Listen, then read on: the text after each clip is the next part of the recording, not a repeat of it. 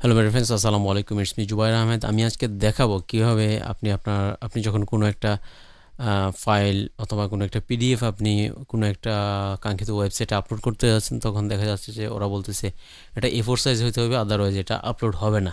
So এটাকে আপনারা কীভাবে A4 সাইজে কনভার্ট করতে পারেন সেটাই দেখাবো। সো আপনারা আপনাদের কাঙ্ক্ষিত পিডিএফ ফাইলটাকে নাইট্রো প্রোতে ওপেন করে নেবেন।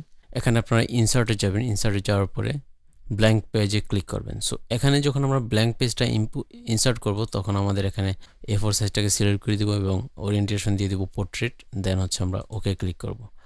ওকে ক্লিক করার পরে এই যে দেখেন, এটা হচ্ছে A4 সাইজ, এটা হচ্ছে লেটার সাইজ, যেটা আমি আগে থেকেই জানি, বাট এটা কিন্তু অ্যাকচুয়ালি A4 সাইজ না। সো এটার সাইজ আর এটার সাইজ ডিফারেন্ট আছে, যে কারণে আপনার একটা আরেকটার সাথে ম্যাচ করে না বা আপনার কাঙ্ক্ষিত ফাইলটা ওখানে আপলোড হচ্ছে না। সো প্রথমে যেটা করতে হবে, আমরা এখানে এডিটে যেতে হবে।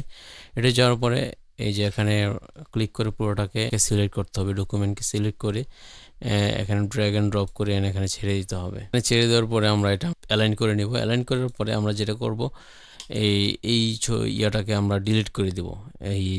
এর আগের যে পেজটা ছিল, এই পেজটাকে আমরা ডিলিট করে দেব।